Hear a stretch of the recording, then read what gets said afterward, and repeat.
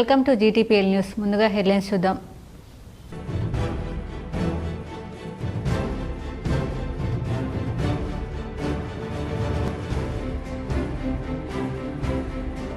కరీంనగర్లోని శ్రీ లక్ష్మీ వెంకటేశ్వర స్వామివారి ఆలయంలో వైభవంగా వార్షికోత్సవ బ్రహ్మోత్సవాలు. నగరంలో కన్నుల పండుగగా శోభాయాత్ర.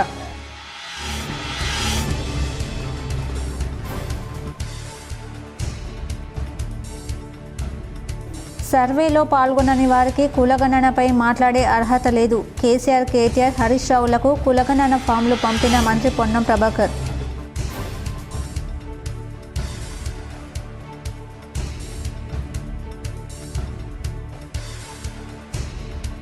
కరీంనగర్ జిల్లాలో దొంగ బాబాకు దేహశుద్ధి. తిమ్మాపూర్ మండలంలోని మన్నెపల్లి గ్రామంలో హనుమాన్ మాలధారణలో ప్రజలను మోసం చేస్తున్న వ్యక్తిని పట్టుకొని దేహశుద్ధి చేసిన గ్రామస్తులు.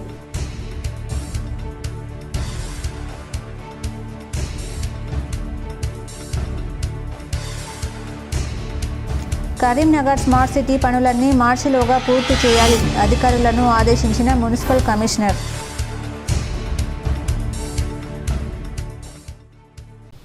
కరీంనగర్ స్మార్ట్ సిటీ పనులన్నీ మార్చిలోగా పూర్తి చేయాలని అధికారులకు మున్సిపల్ కమిషనర్ ఆదేశించారు.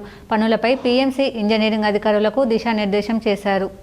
కరీంనగర్ స్మార్ట్ సిటీ ప్రాజెక్టుల పనులన్నింటినీ మార్చిలోగా పూర్తి చేయాలని PMC ఇంజనీరింగ్ అధికారులను మున్సిపల్ కమిషనర్ చహద్ బాజ్పాయ్ ఆదేశించారు. కరీంనగర్ నగరపాలక సంస్థలో అధికారులతో సమావేశమై స్మార్ట్ సిటీలో చేపట్టిన పనులపై సమీక్షించారు. పూర్తయిన ప్రాజెక్టులకు చెల్లించిన బిల్లుల వివరాలను అడిగి తెలుసుకున్నారు. ప్రస్తుతం అభివృద్ధి దశలో ఉన్న డిజిటల్ లైబ్రరీ, కార్గనగడ్డ బాలసద భవనం, కాశ్మీర్ గడ్డ సమీకృత market, under ground drainage system, integrated command control భవనం, పద్మానగర్ జంక్షన్, టవర్ సర్కిల్ ఆధునీకరణ, పాఠశాలలో స్మార్ట్ క్లాస్ రూమ్స్ ఆధునీకరణ, సైనేజెస్ తదితర ప్రాజెక్టుల పనుల పురోగతి వివరాలను అడిగి తెలుసుకున్నారు. అభివృద్ధి పనులపై అధికారులకు సూచనలు చేస్తూ ఆదేశాలు జారీ చేశారు. కరీంనగర్లో శ్రీ లక్ష్మీ పద్మావతి సమేత వెంకటేశ్వర స్వామి బ్రహ్మోత్సవాలు వైభవంగా ముగిశాయి. నేత్రపర్వంగా నగరంలో శోభాయాత్ర సాగింది. కరీంనగర్లోని శ్రీ లక్ష్మీ పద్మావతి సమేత వెంకటేశ్వర స్వామి వార్షికోత్సవ బ్రహ్మోత్సవాలు వైభవోపేతంగా ముగిశాయి. వారం రోజుల పాటు సాగిన బ్రహ్మోత్సవాల ముగింపు సందర్భంగా నగరంలో కన్నుల పండుగల శోభాయాత్ర నిర్వహించారు. పద్మనగర్ నుండి మార్కెట్ రోడ్లో గల వెంకటేశ్వర స్వామి ఆలయం వరకు సాగిన శోభాయాత్రలో మంత్రి పొన్నం ప్రభాకర్, ప్రభుత్వ whip Adluri Laxman Kumar, MLA Kavampalli Satyanarayana, NUDA chairman Narender రెడ్డితో పాటు పెద్ద సంఖ్యలో భక్తులు పాల్గొన్నారు. మిరిమిట్లు గొల్పే విద్యుత్ దీపాలు, రంగురంగుల పూలతో అలంకరించిన రథంపై ఆ దేవుడిని అలంకరించి నిర్వహించిన శోభాయాత్రలో గజరాజు, గుర్రాలు, కళాకారుల డప్పు నృత్యాలు, మహిళల కోలాటం ప్రత్యేక ఆకర్షణగా నిలిచాయి. కుటుంబ సమేతంగా వెంకటేశ్వర స్వామి వారిని మంత్రి పొన్నం ప్రభాకర్ దర్శించుకొని గజరాజ ఆశీర్వాదం తీసుకున్నారు. కుటుంబ సభ్యులతో కలిసి మంత్రి పొన్నం కోలాటమాడి చూపరులను ఆకట్టుకున్నారు. డప్పు కళాకారులతో కలిసి దరువేశారు.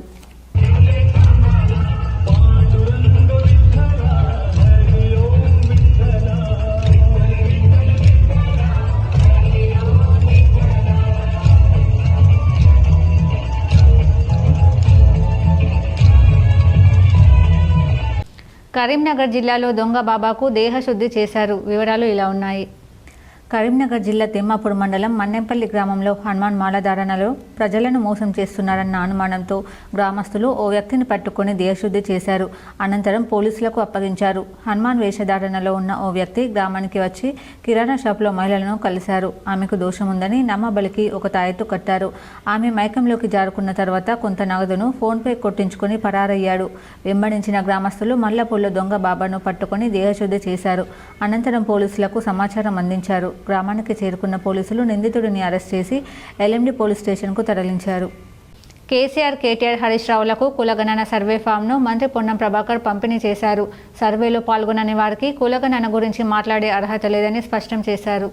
కులగణన బీసీ రిజర్వేషన్లపై రాజకీయ విమర్శల నేపథ్యంలో రాష్ట్ర బీసీ సంక్షేమం రవాణా శాఖ మంత్రి పొన్నం ప్రభాకర్ తనదైన శైలిలో స్పందించారు. సర్వేలో పాల్గొనని కేసీఆర్, కేటీఆర్, హరీష్ రావులకు కులగణన సర్వే ఫామ్లు పంపించారు. కరీంనగర్ నుంచి 3 సర్వే ఫామ్లు రిజిస్టర్ పోస్ట్ చేశారు. సర్వేలో పాల్గొనని వారికి కులగణన గురించి మాట్లాడే అర్హత లేదన్నారు. దేశంలోనే మార్గదర్శకంగా కులగణనను తెలంగాణ ప్రభుత్వం చేపట్టిందని తెలిపారు. బీజేపీ, బీఆర్ఎస్ రెండు పార్టీలు రాంగ్ డైరెక్షన్లో పోయేలా వ్యవహరిస్తున్నారని, ఆ రెండు పార్టీల నేతలకు కులగణనపై మాట్లాడే నైతిక అర్హత లేదన్నారు.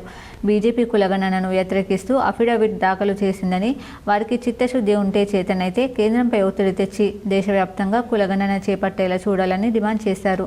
నిర్ణయం నుంచి నివేదిక దాకా, నివేదిక నుంచి నిధుల దాకా ఎలా అమలు చేయాలని కాంగ్రెస్ ప్రభుత్వం కృషి చేస్తోందని తెలిపారు. బీసీలకు న్యాయం చేసేందుకు మేధావులు, అన్ని కులాల ప్రతినిధులతో సమావేశం నిర్వహిస్తామని చెప్పారు. ఎవ్వరూ ప్రజల్ని తప్పుదారి పట్టించే ప్రయత్నం చేయవద్దని విజ్ఞప్తి చేశారు. బీసీలలో ముస్లిం మైనార్టీ అనేది ఇప్పుడు కొత్తగా వచ్చింది కాదని స్పష్టం చేశారు. అర్బన్ నక్సల్స్ పేరుతో ఒక సెక్షన్ కిందకు నెట్టే ప్రయత్నం కేంద్ర మంత్రి బండి సంజయ్ చేస్తున్నాడని విమర్శించారు. ఎర్ర చొక్కా వేసుకున్న వాళ్ళంతా నక్సల్స్ అనడం సరైన పద్ధతి కాదని, ప్రగతిశీల భావాలు కలిగిన తాను ఎమ్మెల్సీ నామినేషన్ సందర్భంగా ఎర్ర చొక్కా వేసుకున్నంత మాత్రాన నక్సలైట్ను అవుతానా అని పొన్న ప్రభాకర్ ప్రశ్నించారు. చదివి వాళ్ళు అడిగిన దాని ప్రకారంగా నిర్ణయం జరగాలి, సమాచారం సేకరించాలంటే ఆ సమాచారానికి సంబంధించి మనం నిర్ణయం చేయలేము. కాబట్టి ఆ సమాచార సేకరణకు సంబంధించి ఒక జ్యుడిషియల్ కమిటీ సింగిల్ మెంబర్ ఉంటే బాగుంటుందని ఆశించడం. షమీమ్ అఖ్తర్ రిటైర్డ్ జడ్జి, ఒక శాంటిటీ ఉన్నటువంటి వ్యక్తి కాబట్టి ప్రభుత్వం వారి అంగీకారంతో వారు నియమించింది. వారు 199 పేజీల నివేదిక ఇచ్చినారు. 199 పేజీల నివేదికను యథాతంగా అమలు చేసి సబ్ కమిటీగా క్యాబినెట్ ముందర ఇచ్చినాం. అందులో 59 కులాలకు సంబంధించిన జస్టిఫికేషన్ రాసిండు పేరా వైజ్గా. దాని ప్రకారంగా మేము ఏకసభ్య కమిషన్ ఏ జడ్జి రిటైర్డ్ జడ్జి ఇచ్చిండో దాని లోపల ప్రభుత్వంగా మేము ఎక్కడ విద్యుత్ వినియోగదారుల సమస్యల పరిష్కారమే లక్ష్యంగా CGRF సంస్థ పనిచేస్తుందని సంస్థ అధ్యక్షుడు ఎరుకల నారాయణ అన్నారు. మంగళవారం పట్టణంలోని జగిత్యాల జిల్లా కోరుట్ల పట్టణంలోని కల్లూరు రోడ్డు విద్యుత్ సబ్స్టేషన్లో విద్యుత్ వినియోగదారుల సమస్యల పరిష్కార వేదికను నిర్వహించారు.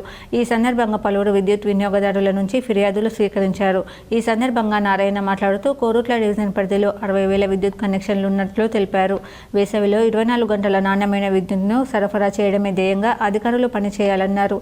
విద్యుత్ వినియోగదారులు సకాలంలో కరెంట్ బిల్లులు చెల్లించి సంస్థ పురోభివృద్ధికి సహకరించాలని పేర్కొన్నారు. రైతులు మోటార్లకు కెపాసిటీ బిగించుకోవడం ద్వారా విద్యుత్ను ఆదా చేసుకోవడం జరుగుతుందన్నారు.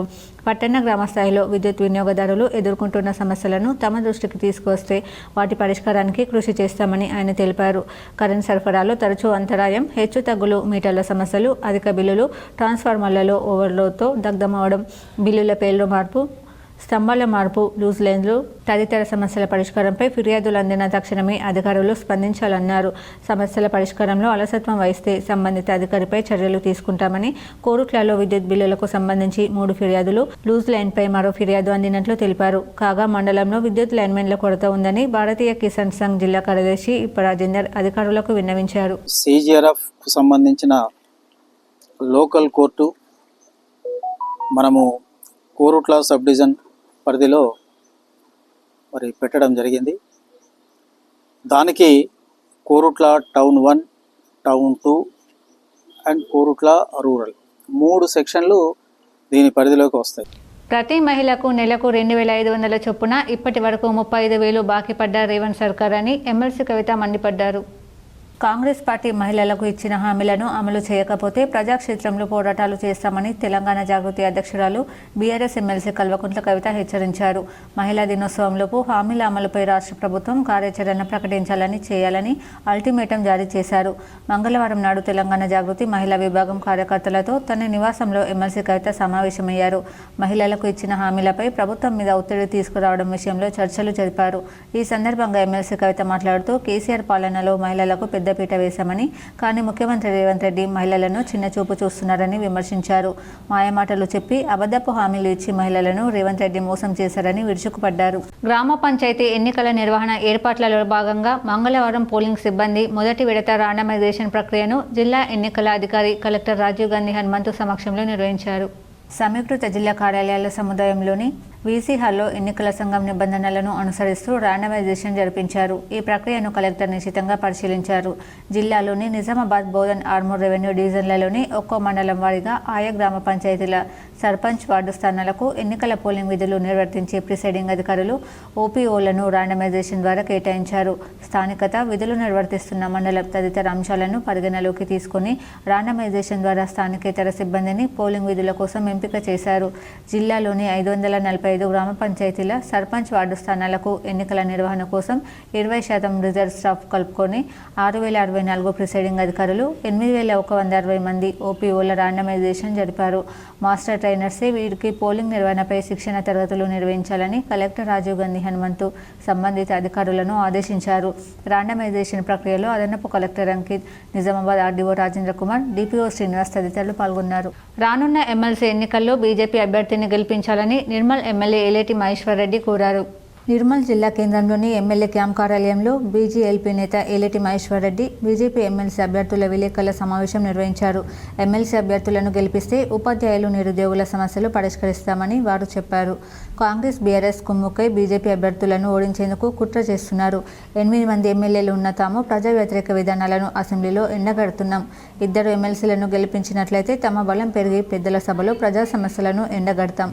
రాబోయే ఎమ్మెల్సీ ఎన్నికల్లో బీజేపీ అభ్యర్థులను గెలిపించాలన్నారు. ఎందుకంటే రైతు అంశాలు ఉన్నాయి.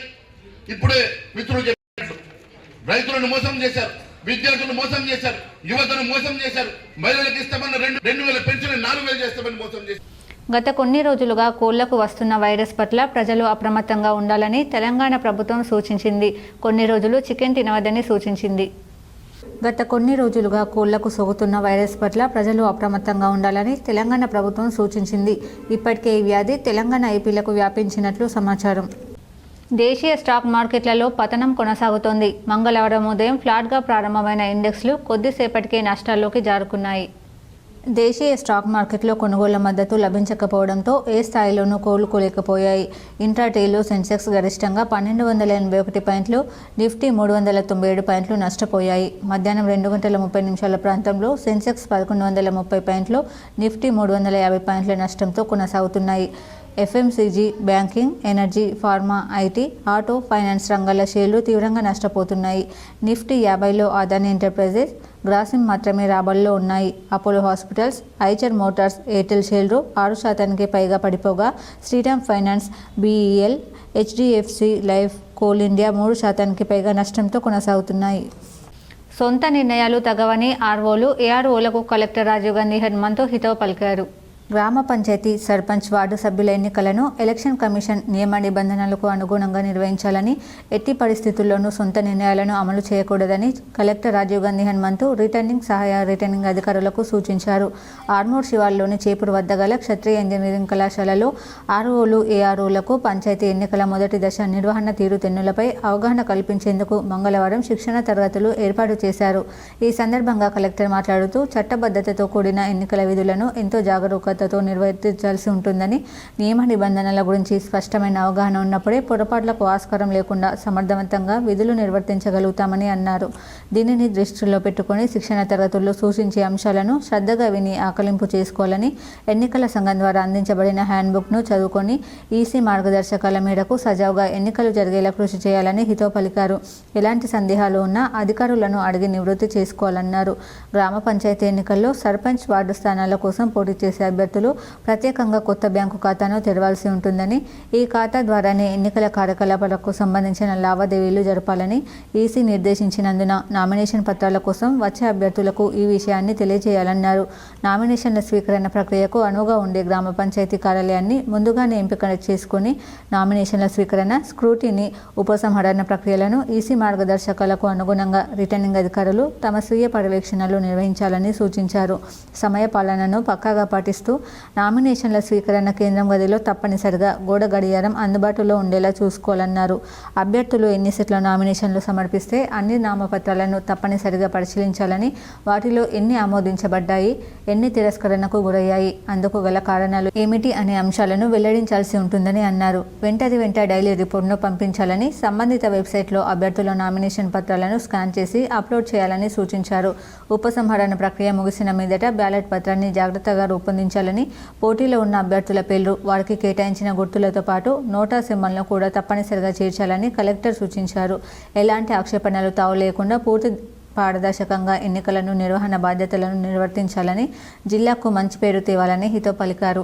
ఈ శిక్షణ తరగతుల్లో ఆర్మూర్ ఆర్డీఓ రాజాగౌడ్, జిల్లా పంచాయతీ అధికారి శ్రీనివాస్, మున్సిపల్ కమిషనర్ రాజు, ఏసీపీ వెంకటేశ్వర్ రెడ్డి, డిఎల్పీఓ ఏ శివకృష్ణ, ఆర్ఓలు, సహాయ ఆర్ఓలు, ఎంపీడీఓలు, తహసీల్దార్లు, ఎంపీఓలు పాల్గొన్నారు. సో అంటే ఆర్ఓస్ ఇది మీకు జీపీ ఎలక్షన్స్ తెలిసే ఉంటుంది. స్టేజ్ 1, స్టేజ్ 2 ఉంటుంది. స్టేజ్ 1 అనేది మీకు క్లస్టర్ ఆఫ్ జీపీస్ ఇస్తారు. అంటే ఒక 3-4 జీపీస్కి మనకి పంచాయత్ సర్పంచ్ అండ్ వార్డ్ మెంబర్స్కి నామినేషన్స్ తీసుకోవడము. గ్రామ పంచాయతీ, సర్పంచ్, వార్డు సభ్యుల ఎన్నికలను ఎలక్షన్ కమిషన్ నియమ నిబంధనలకు అనుగుణంగా నిర్వహించాలని కామారెడ్డి జిల్లా కలెక్టర్ ఆశీస్ సంగన్ అన్నారు. మంగళవారం కలెక్టరేట్ సమావేశ మందిరంలో ఉదయం ఎల్లారెడ్డి, మధ్యాహ్నం బాన్స్వాడ రిటర్నింగ్ అధికారులు, సహాయ రిటర్నింగ్ అధికారులకు పంచాయతీ ఎన్నికల మొదటి దశ నిర్వహణ తీరుతెన్నులపై అవగాహన కల్పించేందుకు శిక్షణ తరగతులు ఏర్పాటు చేశారు. ఈ సందర్భంగా కలెక్టర్ మాట్లాడుతూ చట్టబద్ధతతో కూడిన ఎన్నికల విధులను జాగ్రత్తగా నిర్వర్తించాల్సి ఉంటుందని, ఎన్నికల నియమ నిబంధనల మేరకు స్పష్టమైన అవగాహన ఉన్నప్పుడే ఎన్నికలు సమర్థవంతంగా నిర్వహించడం సాధ్యమవుతుందన్నారు. శిక్షణ తరగతుల్లో వివరించిన ప్రతి అంశాలను శ్రద్ధగా విని అర్థం చేసుకోవాలని, ఎన్నికల సంఘం ద్వారా సరఫరా చేయబడిన హ్యాండ్బుక్ను తప్పనిసరిగా చదువుకొని ఎన్నికల మార్గదర్శకాల మేరకు సజావుగా ఎన్నికలు నిర్వహించాలన్నారు. ఏమైనా సందేహాలు ఉన్నా అధికారులను అడిగి నివృత్తి చేసుకోవాలని తెలిపారు. నామినేషన్ల స్వీకరణ ప్రక్రియకు అనువుగా ఉండే గ్రామ పంచాయతీ కార్యాలయాన్ని ముందుగానే ఎంపిక చేసుకుని నామినేషన్ల స్వీకరణ, స్క్రూటినీ, ఉపసంహరణ ప్రక్రియలను ఎన్నికల కమిషన్ మార్గదర్శకాలకు అనుగుణంగా రిటర్నింగ్ అధికారుల పర్యవేక్షణలో నిర్వహించాలని సూచించారు. వెంట రోజువారీ రిపోర్టును పంపించాలని, సంబంధిత వెబ్సైట్లో అభ్యర్థుల నామినేషన్ పత్రాలను స్కాన్ చేసి అప్లోడ్ చేయాలని సూచించారు. ఎలాంటి ఆక్షేపణలు తావు లేకుండా పూర్తి పారదర్శకంగా ఎన్నికలను నిర్వహణ బాధ్యతలను నిర్వర్తించాలని తెలిపారు. ఈ శిక్షణ తరగతుల్లో RDO Prabhakar, Banswada sub collector Kiranmay, జిల్లా పంచాయతీ అధికారి శ్రీనివాసరావు, జిల్లా విద్యాశాఖ అధికారి రాజు తదితరులు పాల్గొన్నారు. గతంలో ఎన్నడూ లేని విధంగా పీఏసీ మీటింగ్లో మేము మాట్లాడకుండా మైక్లు కట్ చేశారని ప్రశాంత్ రెడ్డి మండిపడ్డారు. పీఏసీ మీటింగ్ అనంతరం టీఆర్ఎస్ ఎల్పీలు మీడియాతో మాజీ మంత్రి ఎమ్మెల్యే వేముల ప్రశాంత్ రెడ్డి మాట్లాడారు. పీఏసీ చైర్మన్ ఎంపిక అప్రజాస్వామికం అన్నారు. పార్టీ మారిన ఎమ్మెల్యే గాంధీని ఈ ప్రభుత్వం పీఏసీ చైర్మన్గా నియమించిందని ఆరోపించారు. హరీష్ రావు వేసిన నామినేషన్ను మాయం చేశారని ఆరోపించారు. ప్రతిపక్ష నాయకుడిని సంప్రదించి పీఏసీ చైర్మన్ను నియమించాలని అనాదిగా వస్తున్న సాంప్రదాయాన్ని ఈ ప్రభుత్వం తుంగలో తొక్కిందన్నారు. పార్టీ ఆదేశాల ప్రకారం గత 2 పీఏసీ మీటింగ్లు బహిష్కరించాను అన్నారు. రెండవ పీఏసీ సమావేశంలో మా సభ్యులు ఎమ్మెల్సీ రమణ ప్రతిపక్ష నాయకుడిని సంప్రదించి చైర్మన్ను ఎంపిక చేయాలని, దీనిపై పునరాలోచించాలని కోరారు. వారిలో ఎలాంటి మార్పు లేనందున ఈ సమావేశాన్ని కూడా నిరసన తెలియజేసి బహిష్కరించామని తెలిపారు. బీఆర్ఎస్ పార్టీ నుండి కాంగ్రెస్ పార్టీలోకి మారిన 10 మంది ఎమ్మెల్యేల అనర్హత కేసు సుప్రీంకోర్టులో విచారణలో ఉందని, అందులో అరకెపూడి గాంధీ ఒకరు అన్నారు. అనర్హత కేసు విచారణలో ఉండగా పార్టీ మారిన గాంధీని పీఏసీ చైర్మన్గా నియమించి సమావేశాలు నడపడం సమంజసం కాదని ప్రశాంత్ రెడ్డి వివరించారు. తెలంగాణ శాసనసభ ఆవరణలో 3వ పీఏసీ సమావేశం జరిగింది. అయితే మొదటి నుంచి మా పార్టీ యొక్క స్టాండ్, మా పార్టీ యొక్క ఆదేశాల ప్రకారం ఈ రేవంత్ రెడ్డి ప్రభుత్వం చాలా అన్డెమోక్రటిక్గా మరి పీఏసీ చైర్మన్ని నియమించినారు. మా పార్టీ నుంచి, బీఆర్ఎస్ పార్టీ నుంచి కాంగ్రెస్ పార్టీలోకి మారినటువంటి గాంధీ గారిని పీఏసీ చైర్మన్గా చేసినారు. రానున్న ఎమ్మెల్సీ ఎన్నికల్లో బీజేపీ అభ్యర్థిని గెలిపించాలని బీజేపీ జిల్లా అధ్యక్షుడు దినేష్ కులాచారి, బీజేవైఎం నాయకులు కోరారు. నిజామాబాద్ బీజేపీ కార్యాలయంలో రాష్ట్ర బీజేవైఎం అధ్యక్షులు చేవెళ్ల మహేందర్, జిల్లా అధ్యక్షుడు దినేష్ కులాచారి మీడియా సమావేశంలో మాట్లాడారు. బీజేవైఎం కార్యకర్తలతోని, నాయకులతోని ఎమ్మెల్సీ సంస్థాగత ఎన్నికల ప్రచారంలో భాగంగా ముందుకు వెళ్లే అంశాలను చర్చించారు. యువత వల్లే ఏదైనా మార్పు సాధ్యమన్నారు. యువతకు ప్రాధాన్యం ఇస్తూ ఎమ్మెల్సీ ప్రచారంలో ముందుకు సాగేలా మార్గనిర్దేశం చేశారు. మన నాయకుడిని ఎమ్మెల్సీగా గెలిపించాలని కోరారు. ఏదైనా పార్టీ కండువా కోసమో లేకపోతే సిద్ధాంతం కోసమో నమ్మినటువంటి ఈ యొక్క ధర్మం కోసమో పాటుపడేటువంటి పార్టీ ఏదైనా ఉందంటే అది భారతీయ జనతా పార్టీ మాత్రమే. అలాంటి పార్టీలో ఉన్నటువంటి వ్యక్తులు మనమంతా కూడా క్యాండిడేట్కి ఒక సిద్ధాంతం, కూర్చున్నటువంటి వ్యక్తికి ఒక సిద్ధాంతం, నాకో సిద్ధాంతం మన పార్టీలో ఉండదు. మన సిద్ధాంతం అంతా ఒకటే. ఈ దేశాన్ని పరిపాలిస్తున్నటువంటి నరేంద్ర మోడీ గారికి మరింత శక్తిని ఇవ్వాలంటే అక్కడ ఢిల్లీ ప్రజలు ఏ విధంగా అయితే బహుమతి ఇచ్చిరో అదే విధంగా ఈ యొక్క తెలంగాణ నుంచి 3 సీట్లని సాధించి ఇస్తామని చెప్పి ఒక సంకల్పాన్ని మనం తీసుకోవాల్సినటువంటి అవసరం. వరి పంటకు నీరు అందక రైతులు లబోదిబోమంటున్నారు. 6 గాలం కష్టపడి సాగు చేసిన వరి పంట పొట్ట దశలో నీరందక ఎండిపోతున్న వరి పంటను చూసి కన్నీరు మున్నీరవుతున్నారు. సిరికొండ మండలంలోని హుస్సేన్ నగర్ లొంకతండకు చెందిన సామాన్య రైతైన బాదవత్ మంగిలాల్ సుంకరి అంజయ్య తనకున్న 4 ఎకరాలలో అప్పులు చేసి ఎకరానికి 20,000 పెట్టుబడి పెట్టి సాగు చేసిన వరి పంట బోరు బావులలో భూగర్భ జలాలు తగ్గి సాగునీరు అందక 2 ఎకరాల వరి పంట పూర్తిగా ఎండిపోయి నెర్రెలు బారింది. పంటను కాపాడుకోవడానికి ఇప్పటికే 4 బోర్లు 800 ఫీట్ల వరకు వేయించినా చుక్క నీరు రాకపోవడంతో ఆవేదన వ్యక్తం చేశారు. మిగిలిన 2 ఎకరాల పంట పొట్ట దశలో ఉండగా ట్యాంకర్ల సహాయంతో నీరు అందించి పంటను బ్రతికించే ప్రయత్నం చేస్తున్నాడు. అప్పులు చేసి సాగు చేసిన పంటను ట్యాంకర్లతో నీరు అందించడంతో రోజుకు 2,000 నుండి 3,000 వరకు ఖర్చు అవుతుందని ఆవేదన వ్యక్తం చేశాడు.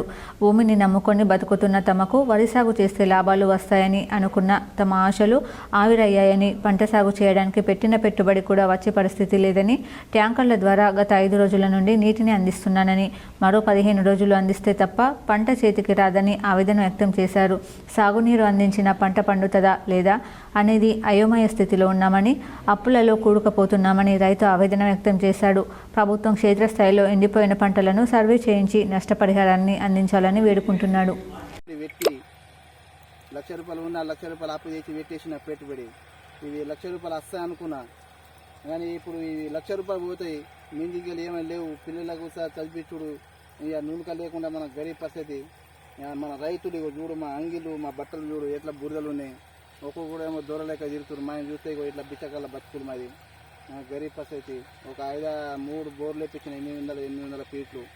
ఒక చుక్క సరాలి 5 సాసేమని ఆశతోని ఇదైనా వండుతుంది అదైనా వండుతామని ఈ పంట కానీ మళ్ళీ అట్లా చేసినాం. ఏ ఒక్కటి లేకుండా ఇది లేదు అది లేదు. ఈసా వారిస్తున్న వేరేలో టంక తెచ్చి ఈసా పక్క భరోసా మన చేతికి వస్తాయనంటే గ్యారంటీ లేదు. ఎందుకంటే ఇప్పుడు ఆత్మ ఆగక ₹8 పెట్టేసినాం. దీనికోసమైనా కొద్దిగా చేద్దామని ఇది పెడుతున్నాం. ఏదైనా కానీ వేరే నీళ్ళతో పెడుతున్నాం. అది సార్ పంటదో తెలియదు, భరోసా లేదు. పొలం అంతా ఎండిపోయి సార్. ఓళ్ళు పిల్లలు కూడా ఓళ్ళు ఇది చేస్తలేరు. మనం వచ్చి ఈయనే ఉంటాను నేను రోజు. అది పారుతుందేమని ఇక్కడికి అక్కడికి ఇక్కడ వదులుతుంది. మొత్తమే ఎత్తేసింది సార్. పొలం వేసేటప్పుడు మంచిగానే పోసింది, మరి ఇప్పుడు మొత్తమే ఎత్తేసింది. అయితే ఏం చూడంత కట్టింది సార్. అయితే దీనివల్ల మనం ఏం చేయాలో ఏం అర్థం కాదు. చిలుకూరి బాలాజీ ప్రధాన అర్చకుడిపై దాడిని బీజేపీ పార్టీ నాయకులు తీవ్రంగా ఖండించారు. చిలుకూరి బాలాజీ దేవాలయ ప్రధాన అర్చకుడు రంగరాజన్పై దాడి జరిగిన విషయం తెలుసుకుని పూజారి రంగరాజన్ని కలిసి భారతీయ జనతా పార్టీ దాడిని ఖండిస్తుందని, రామరాజ్య స్థాపనకి సహనం అవసరమని, అంతేకాని ఇలాంటి దాడులు పునరావృతమైతే స్పందన వేరేలా ఉంటుందని హెచ్చరించడం జరిగింది. చిలుకూరి బాలాజీ గుడి ప్రధాన అర్చకులైనటువంటి రంగరాజన్ గారి మీద 7వ తారీఖు జరిగినటువంటి దాడిని ఖండిస్తూ వారికి మేమున్నాము వెన్నంటి అని చెప్పడానికి ఇక్కడికి రావడం జరిగింది. ఉత్తరప్రదేశ్లోని ప్రయాగ్రాజ్లో కుంభమేళాకు వెళ్లిన కొందరు తెలుగు యాత్రికులు తిరుగు ప్రయాణంలో రోడ్డు ప్రమాదానికి గురయ్యారు. వీరు ప్రయాణిస్తున్న మినీ బస్సును లారీ ఢీకొట్టింది. మధ్యప్రదేశ్లోని జబల్పూర్లో జరిగిన ఈ ఘటనలో 7గురు అక్కడికక్కడే మృతి చెందగా మరొకరు ఆసుపత్రిలో చికిత్స పొందుతూ చనిపోయినట్లు అధికారులు వెల్లడించారు. మృతులను హైదరాబాద్లోని నాచారం వాసులుగా గుర్తించారు. జబల్పూర్లోని సిహోరా సమీపంలో మంగళవారం ఉదయం 8:30 ప్రాంతంలో ఈ ఘటన చోటు చేసుకుంది. సిమెంట్ లోడ్తో వెళ్తున్న లారీ హైవేపైకి రాంగ్ రూట్లో రావడంతో ఈ ప్రమాదం చోటు చేసుకున్నట్లు ప్రత్యక్ష సాక్షులు తెలిపారు. మినీ బస్సులో చిక్కుకున్న మరికొందరు యాత్రికులను స్థానికులు కాపాడి బయటకు తీశారు. సమాచారం అందుకున్న పోలీసులు ఘటనా స్థలానికి చేరుకొని సహాయక చర్యలు చేపట్టారు. ప్రమాద సమయంలో మినీ బస్సులో 14 మంది ఉన్నారు. క్షతగాత్రులను సిహోరా ఆసుపత్రికి తరలించారు. వీరిలో 2కి తీవ్ర గాయాలయ్యాయి. ప్రమాదానికి గురైన వాహనం నంబర్ AP29W1525గా గుర్తించారు. మినీ బస్సు రిజిస్ట్రేషన్ ఆధారంగా ప్రమాదానికి గురైన వారు ఏపీ వాసులు అయి ఉంటారని తొలుత పోలీసులు భావించారు. తర్వాత మృతదేహాల వద్ద దొరికిన ఆధారాలతో మృతులను నాచారం వాసులుగా గుర్తించినట్లు పోలీసులు వెల్లడించారు. రోడ్డు ప్రమాదంపై తెలంగాణ సీఎం రేవంత్ రెడ్డి దిగ్భ్రాంతి వ్యక్తం చేశారు. మృతుల కుటుంబాలకు ఆయన తన ప్రగాఢ సానుభూతి తెలిపారు. అవసరమైన సహాయక చర్యలు చేపట్టాలని, గాయపడిన వ్యక్తి కుటుంబానికి మెరుగైన వైద్యం అందించాలని అధికారులను ఆదేశించారు. మాఘ పూర్ణిమతో పాటు ఇంకొన్ని రోజుల్లో కుంభమేళా పూర్తి కావస్తుండడంతో ప్రయాగ్రాజ్కు భారీగా భక్తులు తరలి రానున్నారు. దీంతో అధికారులు కొత్త ఆంక్షలను అమల్లోకి తీసుకువచ్చారు. మంగళవారం ఉదయం 4 గంటల నుంచి కుంభమేళ ప్రాంతాన్ని నో వెహికల్ జోన్గా మార్పు చేశారు. సాయంత్రం 5 గంటల నుంచి ప్రయాగ్రాజ్ మొత్తాన్ని నో వెహికల్ జోన్గా మారుస్తామని వెల్లడించారు. శని ఆదివారాల్లో లక్షల మంది కుంభమేళ యాత్రికులు ఏకంగా 24 గంటలకు పైగా రహదారిపైనే వాహనంలో ఉండిపోవాల్సి వచ్చింది. జబల్పూర్ ప్రయాగ్రాజ్ మార్గంలోని జాతీయ రహదారిపై సుమారు 350 కిలోమీటర్ల పొడవున వాహనాలు నిలిచిపోయాయి. ఈ ఘటన ప్రపంచంలోనే అతి పొడవైన ట్రాఫిక్ జామ్గా చరిత్ర పుటలకు ఎక్కింది. మరో 48 గంటల పాటు ఎవరు ప్రయాగ్రాజ్కు వెళ్లొద్దని మధ్యప్రదేశ్ ముఖ్యమంత్రి ప్రకటించారంటే పరిస్థితి ఎంత తీవ్రంగా ఉందో అర్థం చేసుకోవచ్చు. ట్రాఫిక్ పరిస్థితులను గూగుల్లో చూసుకుంటూ ముందుకు సాగాలన్నారు. మధ్యప్రదేశ్లోని జబల్పూర్, సివని, కట్నీ, మైహర్, సాత్నా, రివా జిల్లాల్లో భారీగా ట్రాఫిక్ జామ్లు అవుతున్నాయి. 50 కిలోమీటర్ల మేర దూరం వెళ్లడానికి 10 నుంచి 12 గంటల సమయం పడుతుందని ప్రయాణికులు వాపోతున్నారు. ఇక ట్రాఫిక్ ఏర్పాట్ల గురించి సోమవారం రాత్రి ఉత్తరప్రదేశ్ ముఖ్యమంత్రి యోగి ఆదిత్యనాథ్తో పోలీసులు, అధికారులు సమావేశమయ్యారు. రోడ్లపై వాహనాలు భారీగా చేరకుండా చూడాలి, రద్దీ లేకుండా చూసుకోవాలి, పార్కింగ్ ప్రాంతాలను సమర్థవంతంగా వినియోగించుకోవాలని సీఎం ఆదేశాలు ఇచ్చారు. ప్రయాగ్రాజ్లో జరుగుతున్న మహాకుంభ మేళాలో మౌని అమావాస్య సందర్భంగా భారీగా భక్తులు తరలి రావడంతో తొక్కిసలాట జరిగిన విషయం తెలిసింది. సంగం ఘాట్ వద్ద చోటు చేసుకున్న ఆ దుర్ఘటనలో 30 మంది ప్రాణాలు కోల్పోయారు. దానిని దృష్టిలో ఉంచుకొని మాఘ పూర్ణిమ రోజున ఎలాంటి అవాంఛనీయ సంఘటనలు చోటు చేసుకోకుండా అధికారులు చర్యలు తీసుకున్నారు. వార్తలు ముగించే ముందు హెడ్లైన్స్ మరోసారి.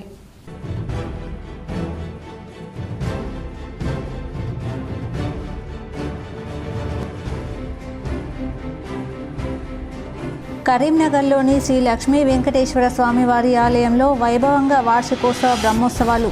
నగరంలో కన్నుల పండుగగా శోభాయాత్ర.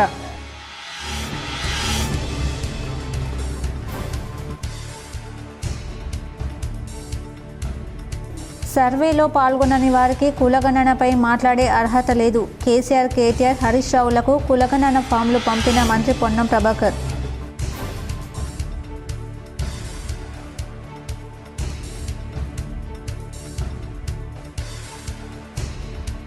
కరీంనగర్ జిల్లాలో దొంగ బాబాకు దేహశుద్ధి. తిమ్మాపూర్ మండలంలోని మన్నెపల్లి గ్రామంలో హనుమాన్ మాలాధారణలో ప్రజలను మోసం చేస్తున్న వ్యక్తిని పట్టుకొని దేహశుద్ధి చేసిన గ్రామస్తులు.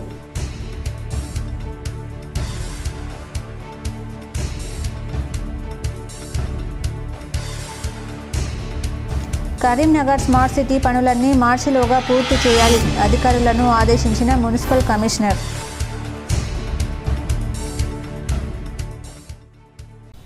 ఈ వార్తలు ఇంతటితో సమాప్తం. తిరిగి ప్రసారమయ్యే వార్తలు మళ్ళీ కలుద్దాం. అంతవరకు చూస్తూనే ఉండండి మీ GTPL న్యూస్.